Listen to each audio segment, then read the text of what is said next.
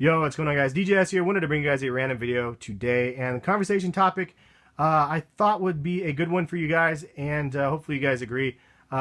Anyway, so this is a question I get asked a lot. DJS, should I buy this sneaker or should I buy this sneaker, or should I trade this sneaker for that sneaker? And 9 times out of 10, I just want to reply back and say, buy what you like. But then I thought about it a little bit deeper, and I'm like, you know what? How does one determine what they like? And that's the conversation piece for today. And what I'm going to try to tackle is a tip for younger sneakerheads is, how do you know what you like? I know it sounds kind of stupid, and it's one of these things that, like, people that are established collectors that have been doing this for years are going to knock this and think that I'm just trying to troll or whatever it might be. But I realize that the audience or part of the audience that I have is a lot younger, and a lot of people in entry-level kind of market position with these sneaker thing, and so I'm really trying to address this for you guys the best I can. So it's like, how do you decide what you like as an individual? What I wanted to suggest from the beginning is that over time, everybody has a developing sense of taste, and it's not a bad thing to have a developing sense of taste. So if you like a sneaker like 1 year, you might not like it 3 years from now, or if you hated a sneaker, you might end up liking that sneaker in 2 years or whatever it might be. There's going to be lots of reasons why you're like persuaded in one way or the other to like the sneaker. You might have a stronger affinity towards the NBA player that's rocking the sneakers, or whatever it might be. You might have saw it in pictures before, and then you finally saw it in person, and you saw somebody rocking it the right way, and you're like, whoa, that shoe really looks good, and you want to pursue trying to buy that sneaker at that point. Like, there's lots of reasons. We all flip-flop on sneakers. It's hard to tell in pictures. Even in videos, when I try to show you guys the sneakers the best I can, there's always some subtle difference. And even the differences in production. Some sneakers might be a little bit better or well manufactured than other ones. So, I mean, there's lots of, I guess, variations there. But one thing you got to keep in mind, or ask yourself, I guess, is why are you buying the sneakers? Are you buying sneakers just for hype? Are you buying it just to be cool in school?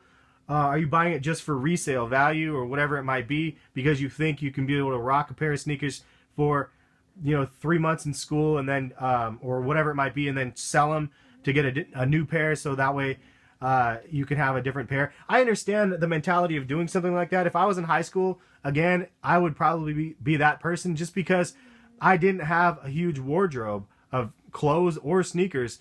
It was embarrassing for me in high school. So it's like, if I was able to buy a pair of shoes and rock it for 2 or 3 weeks, the girls or the other dudes or whatever would see that I wore those sneakers, and then I could sell them and then buy another pair, hopefully for roughly around the same price. And if you're lucky, if the resale is high on the sneaker, you could actually buy a whole nother pair outright and then rock that pair and makes it look like you're like retired the other pair, sort of, and now you're wearing this other new pair. I get that kind of mentality. So I understand why people would do that. I understand there is a huge resale market on sneakers, but if the only reason why you're buying sneakers is to resell, it can be a tough market to be a part of, because I don't know if you saw the breakdown. There was an article on like one of the blog sites. I mean, the reality of the breakdown of selling sneakers and stuff, especially like GR retros, like something like this, is just not. It's not a good market. I mean, you're basically breaking even or selling these for like a $4 profit. I mean, once all is said and done, with eBay fees and PayPal fees and whatever else. That being said, I think that buying strictly for resale value is not the best idea if that's the only thing you're after. If it's allowing you to be able to buy a couple other sneakers here and there, then again, I don't have any issues with resellers. It's when you get 30 pairs or 20 pairs of one sneaker and everybody else is left in line with nothing, that's where it becomes problematic. I'm not trying to focus on that aspect of this. So looping back to the conversation point at hand, which is, how do you know what you like? It's a developing thing. So are you buying it for hype, or what reasons are you buying it? And it's okay to be influenced by other people. And I'm only saying this to be honest and true. Like, when Jordan was in his heyday and I was younger in school, I had classmates that had the Jordan 7s or the Jordan 6s or whatever it might have been. And of course, I looked at those sneakers and I was like, gosh, I really wish I could afford those sneakers. I really wish I could have had those sneakers instead of the ones that I ended up having. And so as the kind of the time went by, it was the hype of yes, that was the Jordan. It wasn't necessarily like as detailed as it is now, where it's like, oh, you have that colorway, that colorway is garbage. This is the one that's worth all the money or whatever. Like, it was like cool because you had any colorway, and at least in my opinion, that's the way it was. And it was just it kind of something that stuck with me. I wasn't able to afford it, so I was able to eventually years later rally and be able to buy some of the sneakers that I wanted back then. And it's just steamball into this crazy obsession that you guys see on a daily basis. And it is what it is. I mean, I love sneakers, and I love a lot of sneakers, and I'm showing you guys the variety out here to show you guys you can be selective with sneakers, but don't chastise those that are not selective. I'm just like with movies. I enjoy watching a huge plethora of different types of movies. I enjoy a variety of sneakers, and up until recently, I was only Nike and Jordan brand, and there's so many different segments of just Nikes and Jordans that it was even harder to reach out to other brands. But now this year, last year, I reached out to Converse, Saucony, Adidas, New Balance, or actually not New Balance yet, soon, HESKICKS and other brands and stuff. So yes, is it bandwagoning a little bit? Yes. I mean, I'm not afraid to admit that, but at the same time, I am buying what I like from those options.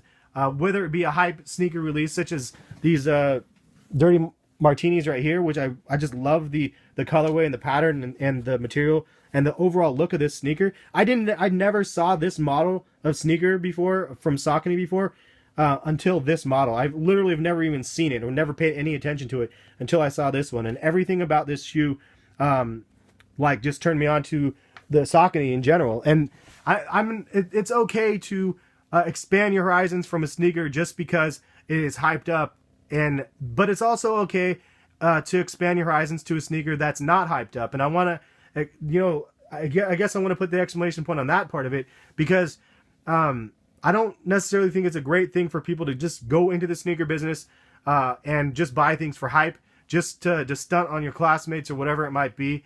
The chicks I honestly don't think they care about sneakers. My wife doesn't give a crap about any of the sneakers. So, like, if it's only to stunt and to show off and stuff like that, that's not style. That's not your personal style. That's not what you like. That's what is hype. And there's a difference. And as you grow as an individual, you'll notice the difference between a hype sneaker and a sneaker that you like. And that being said, you are going to be able to, buy both. And sometimes you're going to be able to buy a sneaker that is hyped up that you like. So I know it's confusing, but there is a difference. Like there's sneakers that I buy in my collection. Like, this is one of them that I brought out for sure, because when I saw the very first images of these ones, I was like, absolutely, I need these sneakers. I thought they looked so fresh. I love everything about the sneaker. I'm a huge Christmas nerd. I love Christmas. I was just telling my wife the other day, I'm like, I know it's summertime right now, but I literally can't wait for Christmas in the new house and decorating the new house with Christmas decorations.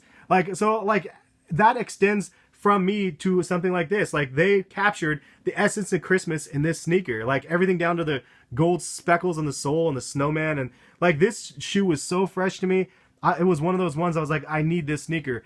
All hype aside, regardless of resale values, everything aside, this was something that I was absolutely really like wanted in the collection. So that's kind of an example of a sneaker that, yes, it was hyped up, but also it's something that I personally like. It related to me personally. And I think that as you grow as an individual, you'll find these sneakers that relate more to you than other sneakers. Some sneakers that I buy, well, I love orange and black. You guys already know that. I love black and red and white. So if I have a sneaker in a shoe that I might not, a model that I might not necessarily have loved, if it has the right color blocking on it, like sometimes I'm like, absolutely, that's the one I really want. You can be selective. I know you guys see my collection and you guys see the amount of crap that I buy. That's me being compulsive and a lot of the times obsessive a little bit.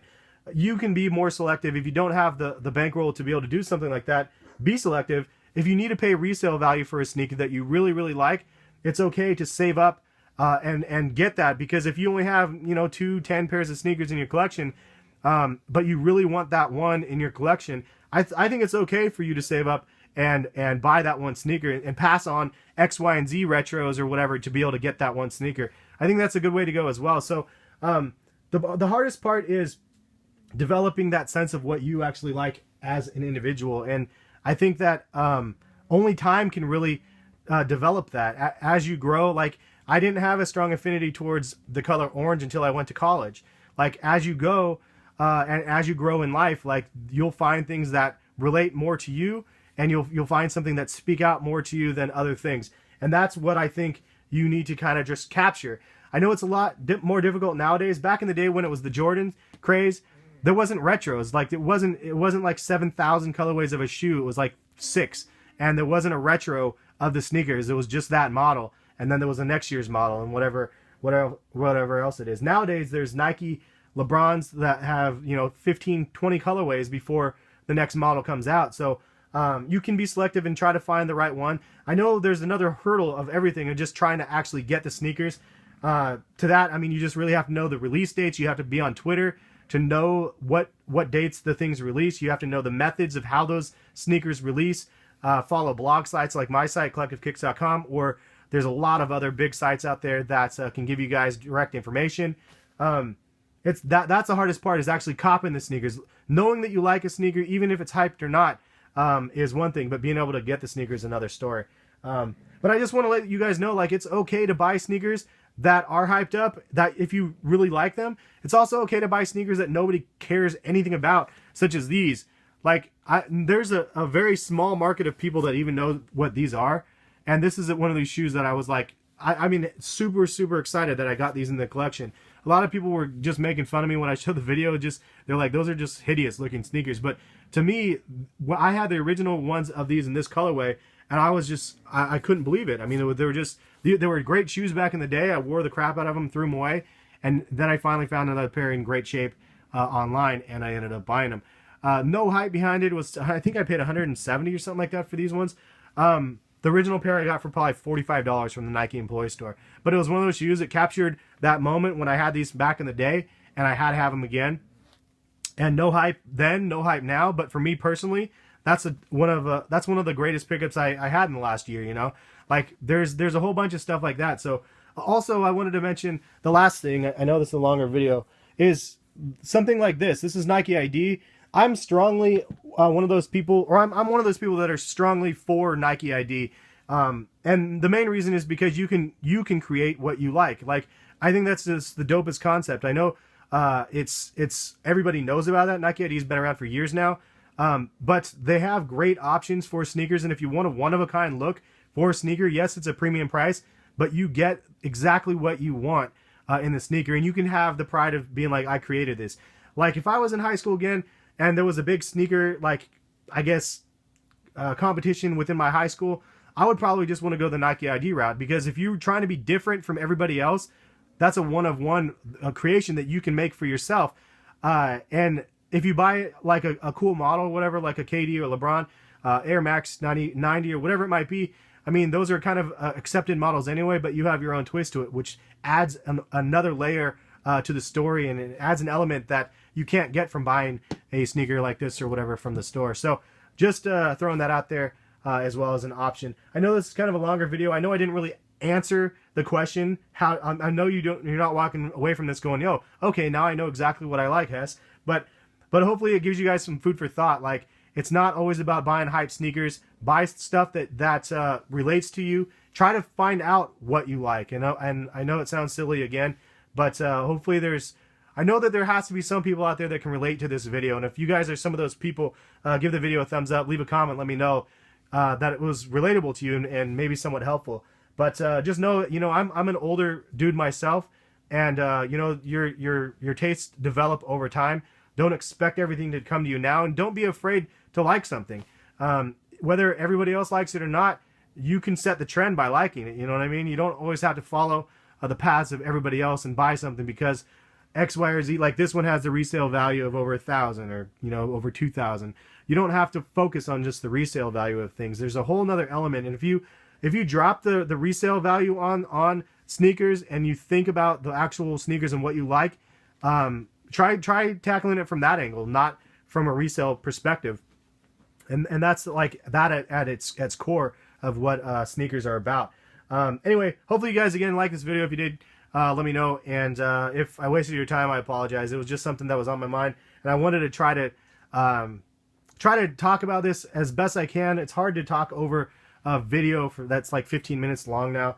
But anyway, have a good one, guys. We'll catch you guys later. Peace.